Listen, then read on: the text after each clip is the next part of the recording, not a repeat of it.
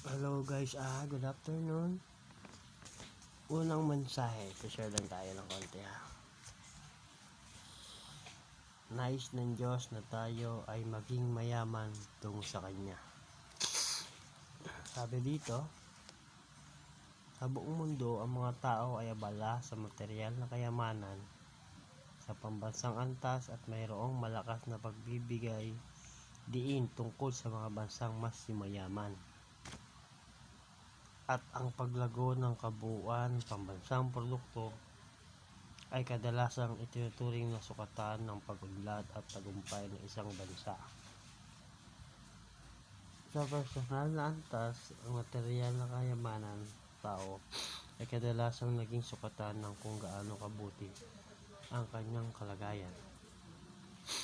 Maraming naghahangad na yumaman ang nahuhulog sa tukso na nagreresulta sa kanilang pagkasira at pagkawasak sa mga pasilyo ng kasaysayan at pakakalat ang maraming mga nagpursige sa landas na ito at nauwi sa kapahamakan. So, sabi ni Apostol Pablo ay nagbabala sa atin tungkol dito. Ayan sa Timoteo 6:9. Subalit ang mga naghahangad yumaman ay nahuhulog sa tukso at sa bitag ng kahangalan at nakapipinsalang pagnanasa. Ang mga ito ay magtutulak sa tao kapahamakan.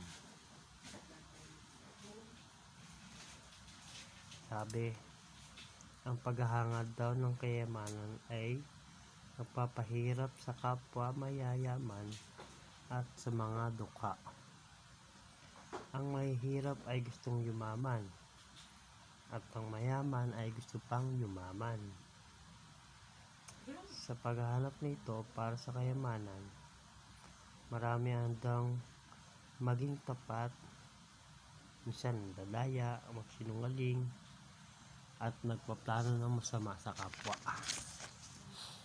Kaya maraming krimen ang ginagawa ng mga taong naghahangad ng material na bagay. Nakakita tayo ng lahat ng uri ng kasinungalingan at pagpaplano ng masama mula sa pandarayan ng mga tao. Hangad sa mga tigang masasamang mga plano sa mataas na lipunan kung saan malaki ang nakataya. Yan, tulad ng mga politiko, gobyerno, yan. Marami dyan mga sinungaling. Nais nila ng fame, fortune, gusto nilang yumaman at yumaman pa. Sabi, bakit gusto ng mga taong kumita na mas maraming pera? So, pinag-isipan ko ang issue ito noong ako ay bata pa. Hindi maaaring gusto ng tao ang pera dahil sa pera mismo. Dahil ang pera ay walang likas na halaga. Medyo tama nga naman. Nga lang, sa panahon ngayon talaga mahalaga ng pera, di ba? Gusto ng mga tao ang pera dahil sa iniisip nilang magagawa nito para sa kanila. So, makapagbigay din to ng sa kanila ng katayuan sa buhay, impluwensya at maging kapangyarihan. Kung kaya ang karaniwang kasabihan, money talks, diba? Yan nangyayari sa mga korte, sa mga gobyerno, politiko. Basta may pera ka, yun nga, sabi, money talks, na hindi lang tumutok sa pera, nakakabili ng mga bagay-bagay, kundi kung paano rin maaaring gamitin ng pera upang magdulot ng impluwensya at makuha ng isang tao ang kanyang gusto. So yun nga, pag marami kang pera, magiging ma-impluwensya ka. Lahat ng bagay na nais mo, makukuha mo, kahit masama. Sa mas malalim na antas, maraming naghahangad ng material na kayamanan dahil ito ay nagbibigay sa kanila ng pakiramdam ng seguridad at iniisip nilang magpapabigay sa kanilang kaganapan, kasiyahan, kaligayahan. Inuugnay nila ang material na kayamanan sa kabutihan at tagumpay sa buhay. Some others say so. Ngunit hindi nila naisip ang maaaring matamo na pamamagitan ng panlupang kayamanan ay hindi maaaring magbigay ng tunay na kasiyahan sa kaluluwa ng tao. Ang pagsisikap na hanapin ang tunay na katuparan at punan ng kahulugan ng ating mga buhay sa pamamagitan ng pagkakamit ng kayamanan ay maaaring ihambing sa isang taong naghuhukay ng butas. Habang patuloy siyang naghuhukay ay lalong lumalaki ang butas, agit pang lumalaki ang kahungkagan ng kanyang buhay. So nakakalungkot na bagamat ito ay katotohanan, marami pa rin patuloy na naghahangad magtamo ng kayamanan. At mas nakakalungkot, mas maraming mga mananampalataya ang higit na nakakaalam sana ang nakikiisa sa paghahanap nito. So sa pagbulay-bulay natin, ang Panginoong Jesus at ang kanyang katuruan tungkol sa kayamanan ay kung anong kahulugan ng pagiging tunay na mayaman, no? Tingnan natin lumasi pa si Jesus nung kapanahonan niya sa pamumuhay ni Jesus sa lupa. Jesus ay dukha mula sa panahon ng kanyang pagsilang. Ang kanyang mga magulang ay dukha sa material. Ang kanyang ama ay isang karpintero. Nang kanilang iharap sa Panginoong Hesus sa templo, ang inihandog nila ay ayon sa probisyon para sa dukha. Ang isang pares ng bato-bato o dalawang mga batang kalapati. Dito sa verse ni Levitico 12:8,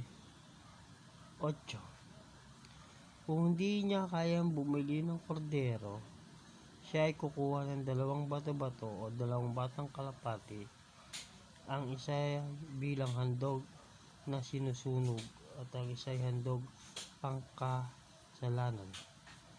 Ang pari ay gagawa ng pagtuwas para sa kanya at siya maging malinis. Yun.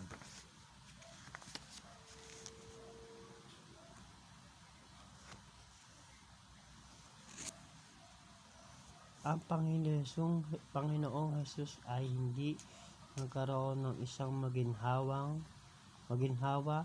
maalwan o marangyang uri ng pamumuhay. Wala siyang mapaghiligan ng kanyang ulo. Nabi sa Lucas 9:5-8, may mga lungga ang mga asong gubat at may mga pugad naman ang mga ibon sa himpapawid. Ngunit ang anak ng tao ay walang sariling matitirhan. Yun. Sabi nila. Ngunit paano ang Panginoong Jesus ay maaring maging dukha samantalang siya ay anak ng Diyos na lumikha ng lahat ng bagay?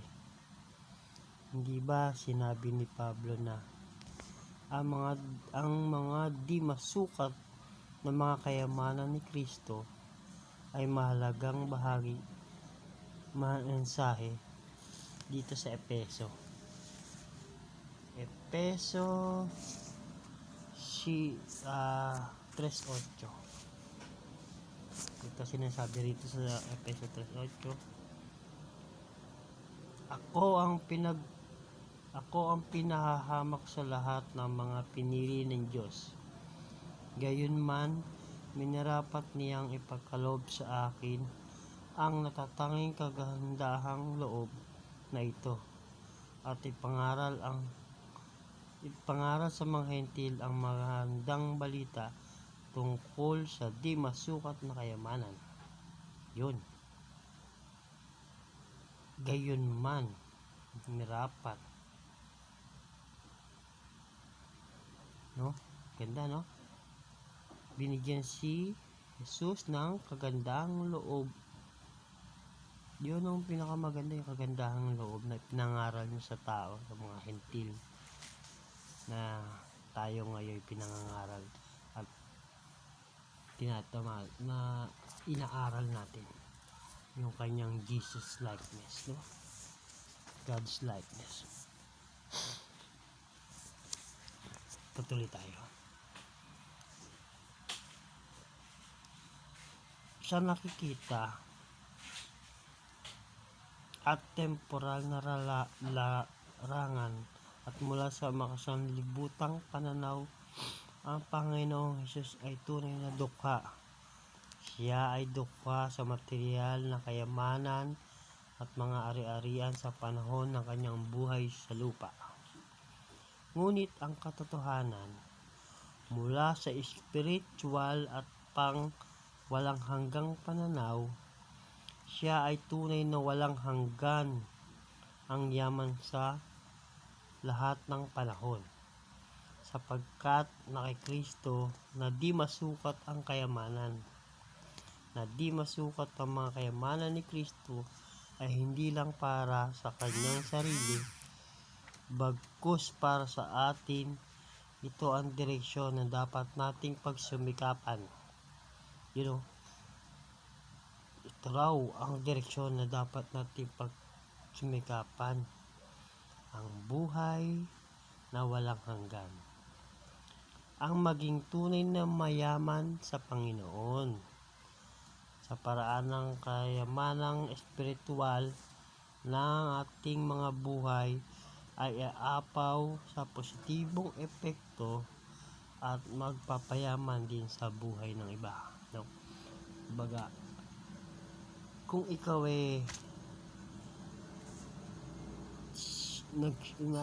nag-aaral ng salita ng Panginoon, nakapag-share ka, nakapag-encourage ka ng kapwa mo, si kapwa mo makapag-encourage, magiging blessed na siya. Mabibless ka, mabibless yung mga kakilala mo na pinag-sharean mo. Magtatamo ng kayamanan doon sa kalangitan, sa kaharian ng Panginoon. Diba? Kasi ito yung turo ng Panginoong Hesus tungkol sa kayamanan. No? Ang wastong sa pananaw, sa loobin at pamamaraang dapat nating paglayin sa kayamanan ng isang mahalagang tema sa pagtuturo ng Panginoong Hesus. Tulad nito sa Mateo 6:19-21, yung talatang paksa. Ito. Ano ba man sabi yung pag-iipon ng kayamanan sa langit? Ito. Sabi rito, huwag kayong mag-impok para sa inyong mga sarili ng mga kayamanan dito sa lupa, kung saan ang bukbok at kalawang ay sumisira, at kung saan ang mga magnanakaw ay makapanloloob at makapagnanakaw. Sa halip, mag-impok kayo para sa inyong sarili ng mga kayamanan sa langit, kung saan ang bukbok at kalawang ay hindi makapapanira, at kung saan ang mga magnanakaw ay hindi makakapanloob at makapagnanakaw. Sapagkat kung saan nagalak ang iyong kayamanan, doon din naman magagalak ang iyong puso. So, di ba? Kapakalinaw. Mag-impok tayo ng kayamanan hindi rito sa lupa kundi sa langit. Means yung mga material na bagay na pinagsisumigapan natin walang halaga pagdating sa langit. Kailangan yung puso natin ang ating pinagsisumikapang yumaman patungo kay Jesus sa ating Panginoon. Pero ito sinasabi tungkol sa isang kayamanan sa lupa. Huwag mag-ipon para sa ating sarili ng kayamanan sa lupa. Pero hindi niya sinasabing pagkakaroon ng material na bagay ay mali. Hindi naman siya mali. Anya lang, huwag natin siyang magiging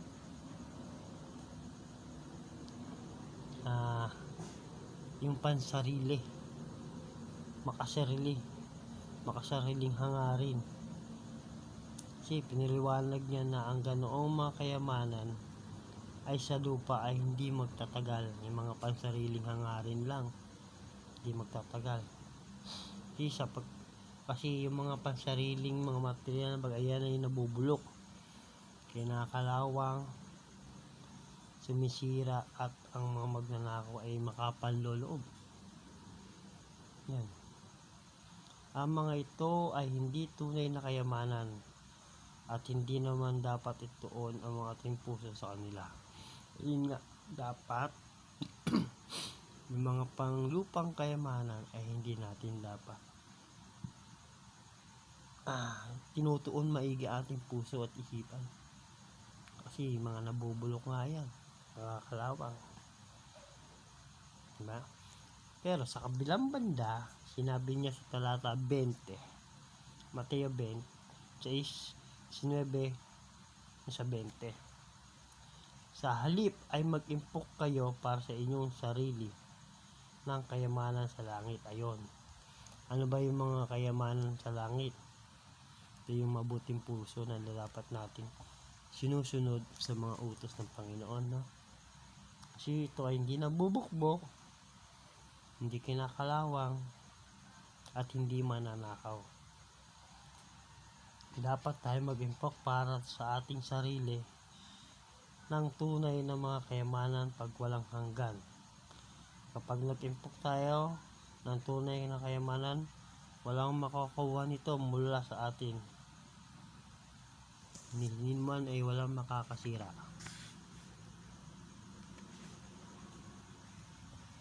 Yun. Maganda yung mensahe ng Diyos, no? Ng Panginoon sa mga talatang ito. Guys, dito muna tayo magtatapos. I-continue na lang natin sa iba. At maraming salamat. Sana nakapakinig kayo. God bless and thank you.